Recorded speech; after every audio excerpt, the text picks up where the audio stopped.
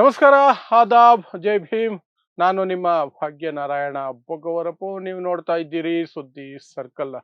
Iran, America, Israel ನಡುವಿನ ಯುದ್ಧ ಈಗ ಭೂ ಯುದ್ಧದ ಕಡೆ ಹೋಗ್ತಾ ಇದೆ. ಅದಕ್ಕೆ ಸಂಬಂಧಪಟ್ಟಂತಹ ಒಂದಷ್ಟು ವಿವರಗಳು ಬಂದಿದ್ದಾವೆ. ಎಷ್ಟು ಜನ ಸೈನಿಕರನ್ನ ಅಮೆರಿಕ ಕಳಿಸ್ತಾ ಇದೆ ಈ ಭೂ ಇನ್ವೇಷನ್ಗೆ, ಭೂ ಆಕ್ರಮಣಕ್ಕೆ. ಪ್ಲಸ್ ವಾಷಿಂಗ್ಟನ್ ಪೋಸ್ಟ್ ಪೆಂಟಗನ್ ನಿಂದ ಲೀಕ್ ಆಗಿದೆ ಅಥವಾ ಪೆಂಟಗನ್ ಮೂಲಗಳಿಂದ ಬಂದಿದೆ ಸುದ್ದಿ ಅನ್ನೋ ಮೂಲಕ ಇನ್ನೊಂದು ಹೊಸ ಸುದ್ದಿ ಹೇಳ್ತಾ ಇದೆ. ನಾವು ಅನ್ಕೊಳ್ತಿರೋದು ಅಮೆರಿಕ ಸೈನ್ಯವನ್ನ ಕಳಿಸ್ತಾ ಇರೋದು ಖರ್ಗ್ ದ್ವೀಪವನ್ನ ವಶಪಡಿಸ್ಕೊಳ್ಳೋದಕ್ಕೆ ಅಂತ. ಬಟ್ ವಾಷಿಂಗ್ಟನ್ ಪೋಸ್ಟ್ ಇನ್ನೊಂದು ದ್ವೀಪದ ಹೆಸರು ಹೇಳ್ತಾ ಇದೆ.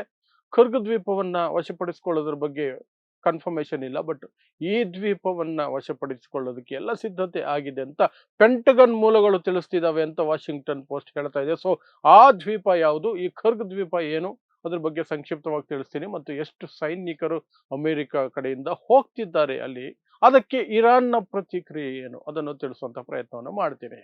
ಸೊ ಮೊದಲಿಗೆ ಸಂಕ್ಷಿಪ್ತವಾಗಿ ಫೆಬ್ರವರಿ 28, 2026 ಮಾತುಕತೆಗಳ ನಡುವೆ ಮೋಸದಿಂದ, ದ್ರೋಹದಿಂದ ಇರಾನ್ ಮೇಲೆ ಅಮೆರಿಕ ಮತ್ತು ಇಸ್ರೇಲ್ ದಾಳಿ ಮಾಡಿ ಅಲ್ಲಿನ ಸರ್ವೋಚ್ಚ ನಾಯಕ ಆಯತುಲ್ಲಾ ಅಲಿ ಖಾಮಿನಿಯನ್ನು ಕೊಂದು ಹಾಕಿದ್ರು. ಅಲ್ಲಿಂದ ಇಲ್ಲಿಯವರೆಗೆ 31 ದಿನ ಆಯಿತು. ಇರಾನ್ ಯಾವತ್ತೂ ಹಿಂದಕ್ಕೆ ಹೆಜ್ಜೆ ಇಡಲೇ ಇಲ್ಲ, ಹೆದರ್ಕೊಂಡು ಇಲ್ಲ, ಫೈಟ್ ಬ್ಯಾಕ್ ಮಾಡ್ತಾನೆ ಇದೆ, ಪ್ರತಿರೋಧ ತೋರಿಸ್ತಾನೆ ಇದೆ, ಪ್ರತಿದಾಳಿ ನಡೆಸ್ತಾನೆ ಇದೆ. ಸೊ ಅದು ಬಿಟ್ಟು ಬೇರೆ ಏನೇನು ಘಟನೆಗಳಾಗಿದೆ ಅನ್ನೋದನ್ನ ಪ್ರತಿದಿನ ನಿಮಗೆ 2-3 ವಿಡಿಯೋಗಳ ಮೂಲಕ ತಿಳಿಸುವಂತಹ ಪ್ರಯತ್ನವನ್ನು ನಾನು ನಿರಂತರವಾಗಿ ಮಾಡ್ಕೊಂಡು ಬರ್ತಿದ್ದೀನಿ. ನೀವು ಆ ವಿಡಿಯೋಗಳನ್ನು ನೋಡಬಹುದು. ಈಗ ಬಂದಿರುವಂತಹ ಮಾಹಿತಿ ಏನು ಅಂದ್ರೆ, ಏನೇ ಮಾಡಿದ್ರು ಹೊರ್ಮುಸ್ ಸ್ಟ್ರೈಟ್ ಅನ್ನುವಂಥದ್ದು ಏನಿದೆಯಲ್ಲ, ಹೊರ್ಮುಸ್ ಜಲಸಂಧಿ, ಅದನ್ನ ಮುಕ್ತಗೊಳಿಸೋದಕ್ಕೆ ಅಥವಾ ಇರಾನ್ ಹಿಡಿತದಿಂದ ಅದನ್ನು ಬಿಡಿಸ್ಕೊಳ್ಳೋದಕ್ಕೆ ಅಮೆರಿಕ ಕೈಯಲ್ಲಿ ಆಗ್ತಿಲ್ಲ. ಇಡೀ ಜಗತ್ತಿನ 20% ತೈಲ ಆ ಹಾದಿಯ ಮೂಲಕನೇ ಹಾದು ಹೋಗೋದು. ಅಂತಹ ಒಂದು ಹಾದಿಯನ್ನ ಅಥವಾ ಜಲಸಂಧಿಯನ್ನ ಇರಾನ್ ತನ್ನ ಹತೋಟಿಯಲ್ಲಿ ಇಟ್ಕೊಂಡಿದೆ. ಅದನ್ನು ಬಿಡಿಸ್ಕೊಳ್ಳೋಕೆ ಯಾರಿಂದಲೂ ಆಗ್ತಿಲ್ಲ. ಇರಾನ್ ಈಗ ಹೇಳ್ತಾ ಇದೆ, ಸರಿ, ನಮ್ಮ ಶತ್ರು ರಾಷ್ಟ್ರಗಳಲ್ಲದ ರಾಷ್ಟ್ರಗಳಿಗೆ ನಾವು ಅದನ್ನ ಮುಕ್ತಗೊಳಿಸಿದೀವಿ, ಹೋಗ್ಬೋದು, ಇಂಡಿಯಾನು ಇದೆ ಅದರಲ್ಲಿ, ಅವರು ಹಡಗುಗಳು ಹೋಗ್ಬೋದು. ಬಟ್ ಅಮೆರಿಕ ಮತ್ತು ಅಮೆರಿಕದ ಕಾಸಾ ದೋಸ್ತುಗಳಿದಾರಲ್ಲ, ಅವರ ಹಡಗುಗಳಿಗೆ ನಾವು ಯಾವುದೇ ಕಾರಣಕ್ಕೂ ಬಿಡೋದಿಲ್ಲ ಅಂತ. ಸೊ ಅದರಿಂದ ಬಿಡಿಸ್ಕೊಳ್ಳೋದಕ್ಕೆ ಪ್ಲಸ್ ಟ್ರಂಪ್ಗೆ ಈಗ ದೊಡ್ಡ ಮಟ್ಟದ ಅವಮಾನ ಆಗಿದೆ. ಯಾಕೆಂದ್ರೆ 2-3 ದಿನಗಳಲ್ಲಿ ಮುಗಿಸಿಕೊಂಡು ಬಂದ್ಬಿಡ್ತೀವಿ ಯುದ್ಧನ. ಯುದ್ಧ ಏನು ಸಣ್ಣ ಯುದ್ಧ ಇದು, ಅದನ್ನ ಯುದ್ಧ ಅಂತಾನೂ ಕರೀಲಿಲ್ಲ ಇವರು, ಆಪರೇಷನ್ ಅಂತ ಕರೆದ್ರು. ಸರ್ವೋಚ್ಚ ನಾಯಕನ ಕೊಂದ್ವಾ, ಆ ದೇಶ ಮಂಡಿ ಉರ್ತಾ, ನಾವು ಟಾಪಿಗೆ ಬಂದ್ಬಿಟ್ವಾ, ಅಲ್ಲೊಂದು ಪಪೆಟ್ ಗೌರ್ಮೆಂಟ್ನ ಕೂರ್ಸೋದ್ವಾ, ಆ ಆಯಿಲ್ನ ಇಂಡೈರೆಕ್ಟ್ ಆಗಿ ನಾವು ಲೂಟಿ ಹೊಡೆದ್ವಾ. ಇಷ್ಟೇ ಸಿಂಪಲ್ 3-4 ದಿನದ ಕೆಲಸದ. ಆಮೇಲೆ ನಿರಂತರವಾಗಿ ಲೂಟಿ. ಹೀಗೆ ಅಮೆರಿಕ ಜನರನ್ನ ನಂಬಿಸಿ ಡೊನಾಲ್ಡ್ ಟ್ರಂಪ್ ಹೋಗಿದ್ದು ಯಾಕೆ ಅಂದ್ರೆ, ಹೇಗೆ ಡೊನಾಲ್ಡ್ ಟ್ರಂಪ್ ಅಮೆರಿಕ ಜನರನ್ನ ಮೂರ್ಖನನ್ನಾಗಿ ಮಾಡಿದ್ರು, ಅದೇ ರೀತಿ ಡೊನಾಲ್ಡ್ ಟ್ರಂಪ್ನ ಈ ಬೆಂಜಮಿನ್ ನೆತನ್ಯಾಹು ಅನ್ನುವಂತಹ ಕ್ರೂರಿ ಮೂರ್ಖನನ್ನಾಗಿ ಮಾಡಿದ್ದು. ನೀವು ಬರಲೇಬೇಕು ಯುದ್ಧಕ್ಕೆ, ಇರಾನ್ ಪರಮಾಣು ಅಸ್ತ್ರಗಳನ್ನು ಆಲ್ಮೋಸ್ಟ್ ರೆಡಿ ಮಾಡಿಬಿಟ್ಟಿದೆ, ಹಾಗೆ ಹೀಗೆ ಅಂತ ಹೇಳಿ 40 ವರ್ಷಗಳಿಂದ ಇರಾನ್ ಪ್ರಯತ್ನ ಮಾಡ್ತಿತ್ತು. ಯಾವ ಅಮೆರಿಕ ಪ್ರೆಸಿಡೆಂಟು ಸಹ ಇಸ್ರೇಲ್ನ ಆ ಮಟ್ಟದ ಮಾತುಗಳನ್ನು ನಂಬಲಿಲ್ಲ. ಬೇರೆ ರೀತಿ ಸಪೋರ್ಟ್ ಮಾಡ್ಕೊಂಡೇ ಬಂದಿದ್ದಾರೆ ಇಸ್ರೇಲ್ನ ಕ್ರೌರಿಗಳನ್ನ. ಬಟ್ ಇಸ್ರೇಲ್ ಪರವಾಗಿ ನೇರವಾಗಿ ಇರಾನ್ ಜೊತೆ ಯುದ್ಧಕ್ಕೆ ಅಮೆರಿಕ ಹೋಗಿರ್ಲಿಲ್ಲ. 40 ವರ್ಷ ಪ್ರಯತ್ನದ ನಂತರ ಈ ಒಂದು ನಮೂನಾ ಡೊನಾಲ್ಡ್ ಟ್ರಂಪ್ ಸಿಕ್ಕಿದ್ದಾರೆ. ಅವರದೇ ದೇಶದ ಪ್ರಜೆಗಳು ಇಡಿಯಟ್ ಪ್ರೆಸಿಡೆಂಟ್ ಅಂತ ಕರೀತಾ ಇದ್ದಾರೆ ಈಗ ಟ್ರಂಪ್ನ, ಇಡಿಯಟ್ ಪ್ರೆಸಿಡೆಂಟ್ ಅಂತ. 80 ಲಕ್ಷ ಜನ ಬೀದಿಗೆ ಬಂದು ಪ್ರತಿಭಟನೆ ಮಾಡ್ತಿದ್ದಾರೆ. ಈ ಯುದ್ಧ ಯಾರಿಗಾಗಿ?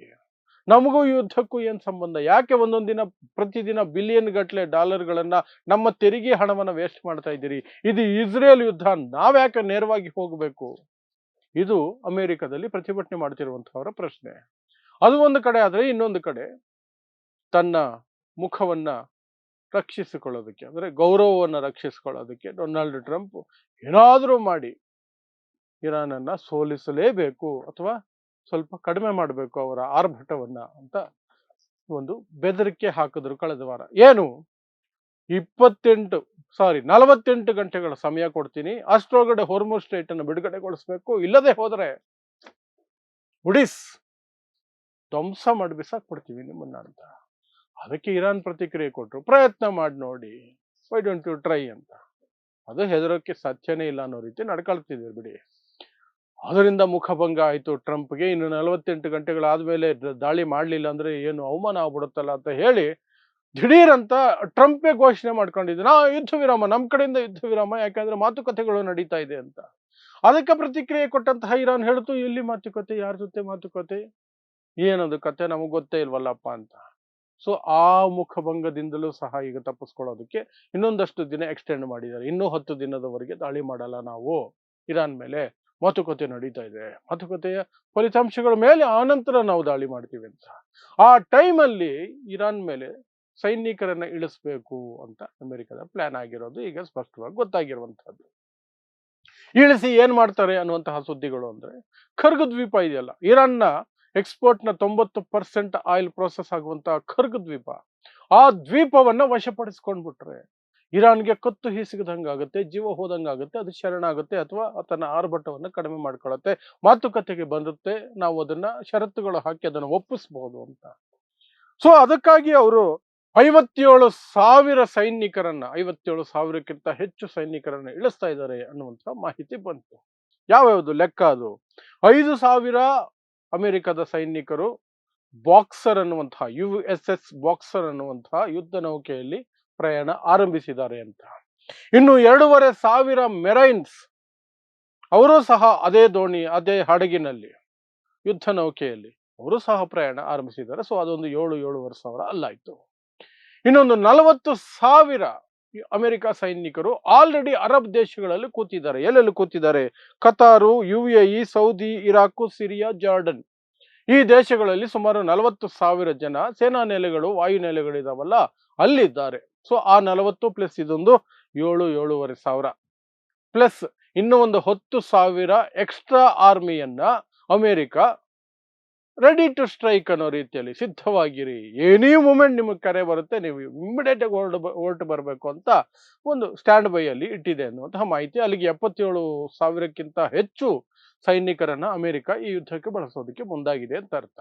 ಅವರ ಪ್ಲಾನ್ ಇರುವಂತಹದ್ದು ಏರ್ ಡ್ರಾಪ್ ಮಾಡುವಂಥದ್ದು, ಪ್ಯಾರಾಶೂಟ್ಗಳಿಂದ ಇಳಿಸೋದು, ಇನ್ನೊಂದಷ್ಟು ಇದರಿಂದ ಎಂಥದ್ದು ಯುದ್ಧ ನೌಕೆಗಳ ಮೂಲಕ ಅಲ್ಲಿಗೆ ತಲುಪಿಸಿ ಅಲ್ಲಿಂದ ಹಾಗೆ ಲ್ಯಾಂಡ್ ಮಾಡಿಸೋದು, ಹೀಗೆ ನಾನಾ ರೀತಿಯಾದಂತಹ ಯುದ್ಧ ವ್ಯೂಹವನ್ನು ರಚನೆ ಮಾಡಿಕೊಂಡಿದೆ ಅಮೆರಿಕ ಅನ್ನುವಂತಹ ಸುದ್ದಿಗಳು ಬಂತು. ಅದರ ಮೇನ್ ಟಾರ್ಗೆಟ್ ಖರ್ಗ್ ದ್ವೀಪ ಆಗಿರುತ್ತೆ ಅಂತ. ಬಟ್ ನಿನ್ನೆ ವಾಷಿಂಗ್ಟನ್ ಪೋಸ್ಟ್, ಅಮೆರಿಕದ ಅತಿ ದೊಡ್ಡ ಪತ್ರಿಕೆಗಳಲ್ಲಿ ಒಂದಾದಂತಹ ವಾಷಿಂಗ್ಟನ್ ಪೋಸ್ಟ್ ಪ್ರಕಟ ಮಾಡ್ತಿದೆ, ಅದು ಪೆಂಟಗನ್, ಅಮೆರಿಕ ಸೇನೆಯ ಹೆಡ್ ಕ್ವಾರ್ಟರ್ಸ್, ಪೆಂಟಗನ್ ಮೂಲಗಳ ಪ್ರಕಾರ ನಮಗೆ ಗೊತ್ತಿರೋ ಮಾಹಿತಿ ಅಂತ, ಗೊತ್ತು ಬಂದಿರೋ ಮಾಹಿತಿ ಅಂತ ಹೇಳಿ ವಾಷಿಂಗ್ಟನ್ ಪೋಸ್ಟ್ ಹಾಕಿರುವಂತದ್ದು ಏನಂದ್ರೆ, ಖರ್ಗ್ ದ್ವೀಪದ ಬಗ್ಗೆ ಹೆಚ್ಚಿನ ಮಾಹಿತಿ ಅಲ್ಲಿಂದ ಲೀಕ್ ಆಗಿಲ್ಲ. ಆದರೆ ಖರ್ಗ್ ದ್ವೀಪ ಕತೆ ಬಿಡಿ, ಇನ್ನೊಂದು ದ್ವೀಪದ ಮೇಲೆ ಕಣ್ಣಿಟ್ಟಿದ್ದಾರೆ. ಇನ್ನೊಂದು ಸಣ್ಣ ದ್ವೀಪ, ಅದ್ಯಾರಂದ್ರೆ ಲರಕ್ ಅನ್ನುವಂತಹ ಒಂದು ದ್ವೀಪ, ಲರಕ್ ಐಲ್ಯಾಂಡ್ ಅಂತ ಒಂದಿದೆ, ಸಣ್ಣದು ಪುಟಾಣಿ ಒಂದು ದ್ವೀಪ. ಅದು ಸಹ ಹೊರ್ಮುಜ್ ಸ್ಟ್ರೈಟ್ ನ ನೇರವಾಗಿ ನೋಡುವಂತಹದ್ದು. ಹೊರ್ಮುಜ್ ಸ್ಟ್ರೈಟ್ ಮೇಲೆ ಸ್ಟ್ರೈಕ್ ಮಾಡಬೇಕಾದ್ರೆ ಇರಾನ್ಗೆ ಬಹಳ ಮುಖ್ಯವಾದಂತಹ ಜಾಗ. ಯಾವುದಾದ್ರೂ ಹಡಗು ಇರಾನ್ನ ಒಪ್ಪಿಗೆ ಇಲ್ಲದೆ ಮೂವ್ ಆಗ್ತಿದ್ರೆ ಈ ಒಂದು ಲರಕ್ ಅನ್ನುವಂತಹ ಒಂದು ಐಲ್ಯಾಂಡ್ ಇಂದ ಅಥವಾ ದ್ವೀಪದಿಂದ ಫೈರಿಂಗ್ ಮಾಡಬಹುದು. ಅಲ್ಲಿ ಎಲ್ಲ ರೀತಿಯಾದಂತಹ ಆರ್ಮಿ ಎಸ್ಟಾಬ್ಲಿಷ್ಮೆಂಟ್ಗಳನ್ನು ಮಾಡಿಟ್ಟಿದೆ. ಸೊ ಇದರ ಮೇಲೆ ಟಾರ್ಗೆಟ್ ಮಾಡೋದಕ್ಕೂ ಸಹ ಈ ಸೇನೆಯನ್ನು ಬಳಸಲಾಗುತ್ತೆ ಅಂತ ಪೆಂಟಗನ್ ಕಡೆಯಿಂದ ಸ್ಪಷ್ಟವಾದಂತಹ ಮಾಹಿತಿ ನಮಗಿದೆ ಅಂತ ವಾಷಿಂಗ್ಟನ್ ಪೋಸ್ಟ್ ಪ್ರಕಟ ಮಾಡುತ್ತಿದೆ. ಸೊ ಅಲ್ಲಿಗೆ ಒಂದು ಖರ್ಗ್ ದ್ವೀಪ, ಇನ್ನೊಂದು ಲರಕ್ ಅನ್ನುವಂತಹ ಈ ದ್ವೀಪ, ಈ ಎರಡೂ ದ್ವೀಪಗಳು ಟಾರ್ಗೆಟ್ ಆಗೋ ಸಾಧ್ಯತೆಗಳು ಇರ್ತವೆ. ಕೇವಲ ಲರಕ್ ಆದ್ರೆ 57,000 ಬೇಕಾಗಿರಲ್ಲ, ಸಣ್ಣ ದ್ವೀಪ. ಈ ಏನಿದೆಯಲ್ಲ ಖರ್ಗ್ ದ್ವೀಪ, ಇದು ಬಹಳ ದೊಡ್ಡದು, ಬಹಳ ಅಂದ್ರೆ ತುಂಬಾ ದೊಡ್ಡದೇನಲ್ಲ, 20 ಸ್ಕ್ವೇರ್ ಕಿಲೋಮೀಟರ್ ಇರುವಂತಹ ಒಂದು ದ್ವೀಪ. ಅದಕ್ಕೆ ಒಂದಷ್ಟು ಹೆಚ್ಚಿನ ಮಟ್ಟದಲ್ಲಿ ಬೇಕಾಗುತ್ತೆ ಸೈನ್ಯ. ಸೊ ಆ ಎರಡಕ್ಕೂ ಸೇರಿಸಿ ಇವರು ಆಪರೇಷನ್ ಮಾಡ್ತಿರಬಹುದು ಅನ್ನುವಂಥದ್ದು ಈಗ ಬರ್ತಿರುವಂತಹ ಮಾಹಿತಿ. ಬಟ್ ಅದೆಲ್ಲವೂ ಸಹ ಏಪ್ರಿಲ್ 6 ನಂತರ ಅದು ಕಾರ್ಯಾಚರಣೆ ಆಗತ್ತೆ. ಅಲ್ಲಿಯವರೆಗೆ ದಾಳಿ ಮಾಡಲ್ಲ ಅಮೆರಿಕ, ಅಲ್ಲಿಯವರೆಗೆ ಮಾತುಕತೆಗೆ ಗಡುವು ಕೊಟ್ಟಿದ್ದಾರೆ. ಡೊನಾಲ್ಡ್ ಟ್ರಂಪ್ ವಾರ್ನಿಂಗು, ಗಡುವು ಎಲ್ಲ ಸೇರಿ ಕೊಟ್ಟಿರೋದು ಏಪ್ರಿಲ್ 7ನೇ ತಾರೀಕು ಒಳಗಡೆ ಎಲ್ಲ ಆಗಬೇಕು, ಇಲ್ಲದೆ ಹೋದ್ರೆ ನಾವು ನಿಮ್ಮ ಮೇಲೆ ಬೀಳ್ತೀವಿ, ನಿಮ್ಮ ದ್ವೀಪಗಳನ್ನ ವಶಪಡಿಸ್ಕೊಳ್ತೀವಿ, ನಿಮ್ಮ ಪವರ್ ಸೆಕ್ಟರ್, ಪವರ್ ಗ್ರಿಡ್ಗಳನ್ನ ಟಾರ್ಗೆಟ್ ಮಾಡ್ತೀವಿ, ಪವರ್ ಪ್ಲಾಂಟ್ಗಳನ್ನ ಟಾರ್ಗೆಟ್ ಮಾಡ್ತೀವಿ ಅಂತೆಲ್ಲ ಹೆದರಿಸಿದ್ದಾರೆ. ಇರಾನ್ ಅದಕ್ಕೆ ಪ್ರತಿಕ್ರಿಯೆ ಕೊಟ್ಟಿದೆ, ಬನ್ನಿ ಬನ್ನಿ ಬನ್ನಿ ಬನ್ನಿ, ನಾವು ಸುಮಾರು ವರ್ಷದಿಂದ ಕಾಯ್ತಾನೆ ಇದ್ದೀವಿ, ನೀವು ಬರಬೇಕು ಅಂತ. ಯಾಕಂದ್ರೆ ನಮ್ಮ ನೆಲಕ್ಕೆ ಬಂದ ನಂತರ ನೀವು ಒಬ್ರು ಜೀವಂತ ಹೋಗೋದಿಲ್ಲ ಅಂತ ಒಂದು ದಿನಕ್ಕೆ ನಾವು ಸಹ ಕಾಯ್ತಾ ಇದ್ದೀವಿ ನಿಮ್ಮನ್ನು ಮುಗಿಸೋದಕ್ಕೆ. ಅದೆಷ್ಟು ಜನರನ್ನು ಕರ್ಕೊಂಡು ಬರ್ತಿರೋ ಕರ್ಕೊಂಡ್ ಬನ್ನಿ ಅಂತ ಅದು ಹೇಳ್ತಾ ಇದೆ. ಇದರ ನಡುವೆ ಬರ್ತಿರುವಂತಹ ಇನ್ನೊಂದು ಮಾಹಿತಿ ಏನಂದ್ರೆ, ರಷ್ಯಾ ತನ್ನ ಸ್ಯಾಟಲೈಟ್ಗಳಿಂದ ಬರುವಂತಹ ಅಮೆರಿಕ ಸೇನೆಗೆ ಸಂಬಂಧಪಟ್ಟಂತಹ ಪ್ರತಿಯೊಂದು ಡೀಟೇಲ್ ಅನ್ನು ಸಹ ಇರಾನ್ಗೆ ಹಸ್ತಾಂತರಿಸ್ತಾ ಇದೆ, ಇರಾನ್ ಜೊತೆ ಹಂಚ್ಕೊಳ್ತಾ ಇದೆ. ಆ ಮೂಲಕ ಇರಾನ್ಗೆ ಸ್ಪಷ್ಟವಾಗಿ ಗೊತ್ತಿದೆ ಅಮೆರಿಕ ಸೇನೆ ಎಲ್ಲಿದೆ, ಏನ್ ಮಾಡ್ತಿದೆ, ಯಾವಾಗ ಬರುತ್ತೆ, ಹೇಗೆ ಬರುತ್ತೆ, ಎಲ್ಲವೂ ಗೊತ್ತಿದೆ ಇರಾನ್ಗೆ. ಹಾಗಾಗಿ ಇರಾನ್ ತನ್ನದೇ ರೀತಿಯಾದಂತಹ ಸಿದ್ಧತೆಗಳನ್ನು ಮಾಡ್ಕೊಳ್ತಿದೆ. ಇರಾನ್ನಲ್ಲಿ 6 ಲಕ್ಷಕ್ಕೂ ಅಧಿಕ ಇರಾನ್ ಸೇನೆ ಇದೆ, 1.5 ಲಕ್ಷಕ್ಕೂ ಅಧಿಕ IRGC ಯೋಧರಿದ್ದಾರೆ. ಇದು ಸಾಲದು ಅನ್ನುವಂತೆ 4-5 ಕಡೆ ಬಂಡುಕೋರರನ್ನ ಸಾಕಿಟ್ಕೊಂಡಿದ್ದಾರೆ, ಹಮಾಸು, ಹಿಜ್ಬುಲ್ಲಾ ಈ ರೀತಿಯಾದಂತಹ ಸಂಘಟನೆಗಳು. ಸೊ ಎಲ್ಲ ದಿಕ್ಕುಗಳಿಂದ ಸಹ ದಾಳಿ ಆಗುತ್ತೆ ಇಸ್ರೇಲ್ ಮೇಲೆ. ಪ್ಲಸ್ ಅಮೆರಿಕ ಸೈನಿಕರು ಅಲ್ಲೂ ಬಂದರೆ ಅಮೆರಿಕ ಸೈನಿಕರನ್ನ ಬೇಟೆಯಾಡೋದಕ್ಕೆ ನಾವು ಸಿದ್ಧವಾಗಿದ್ದೀವಿ ಅಂತ ಇರಾನ್ ಹೇಳ್ಕೊಂಡಿದೆ. ಸೊ ಏನಾಗುತ್ತೋ ಗೊತ್ತಿಲ್ಲ. ಏಪ್ರಿಲ್ 6, 7ನೇ ತಾರೀಕು ಅದು ಮೂವ್ಮೆಂಟ್ ಗೊತ್ತಾಗತ್ತೆ. ನಿಜವಾಗ್ಲೂ ಡೊನಾಲ್ಡ್ ಟ್ರಂಪ್ಗೆ ಅಷ್ಟು ಧೈರ್ಯ ಇದೆಯಾ? ವಿಯೆಟ್ನಾಂ ಯುದ್ಧದ ರೀತಿಯಲ್ಲಿ ಸಾವಿರಾರು ಅಮೆರಿಕ ಸೈನಿಕರನ್ನ ಬಲಿ ಕೊಡೋದಕ್ಕೆ, ಯುದ್ಧದಲ್ಲಿ ಬಲಿ ಕೊಡೋದಕ್ಕೆ ಅಮೆರಿಕ ಸಿದ್ಧವಾಗಿದೆಯಾ? ಅಂತಹ ಸನ್ನಿವೇಶದಲ್ಲಿ ಅಮೆರಿಕದ ಜನತೆ ಡೊನಾಲ್ಡ್ ಟ್ರಂಪ್ನ ಆ ಸ್ಥಾನದಲ್ಲಿ ಇರೋದಕ್ಕೆ ಬಿಡ್ತಾರ, ಪ್ರೆಸಿಡೆಂಟ್ ಆಗಿ ಮುಂದುವರಿಯೋದಕ್ಕೆ ಬಿಡ್ತಾರ? ಅದೆಲ್ಲವೂ ಸಹ ಇನ್ನೊಂದು ವಾರದಲ್ಲಿ ಗೊತ್ತಾಗುತ್ತೆ.